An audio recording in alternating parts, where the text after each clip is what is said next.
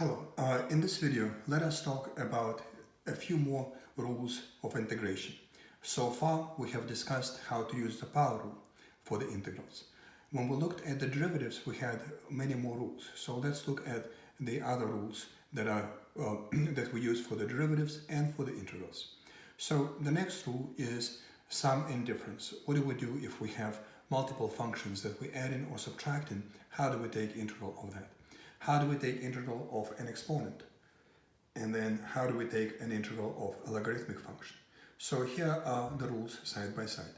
Remember that the integrals are also known as antiderivatives, which means they will be undoing the derivatives. So whatever the derivatives did, the integrals will be undoing it. So the rule for the derivatives, when you have some addition or subtraction of functions and you take in a derivative, we take a derivative of each one separately.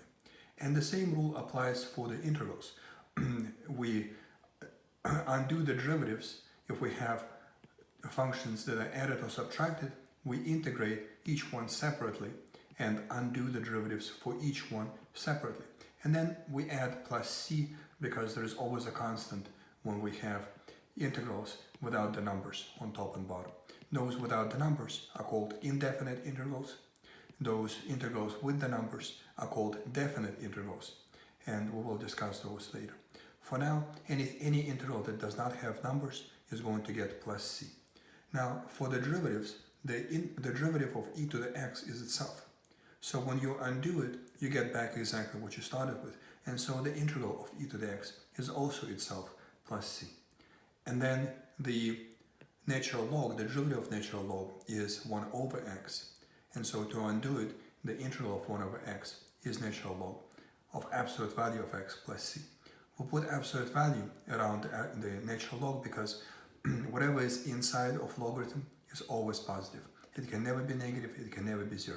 So if x happens to be some negative value, that will not work. So we'll put absolute value about it to make sure that all the values are always plus. Now let's use these rules on two examples and see how they work. So here's the first example, where we have a sum and a difference of three functions, and we will integrate each one separately, applying the rule for each one.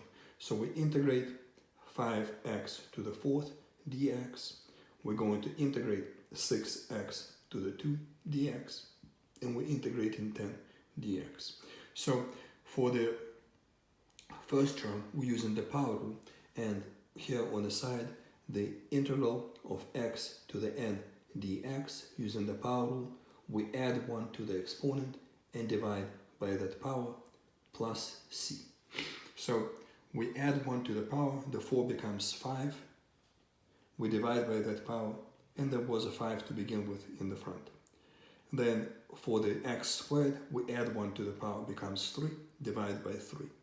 For the 10, we add x and the constant.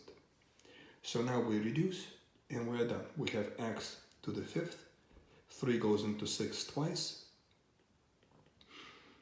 minus 10x plus c, and that's our final answer to the first integral. X to the 5th plus 2x cubed minus 10x plus c.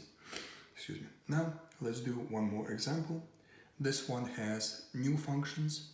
It has 4 terms, and we're applying the integral to each term separately. So we'll take integral of e to the x, we will take integral of sine x, we will take integral of 1 over x, and we will be taking integral of 5.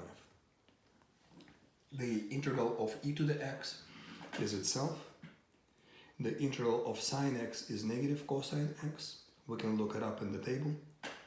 The integral of 1 over x, as we discussed, is natural log of x, and the integral of 5 is 5x plus c.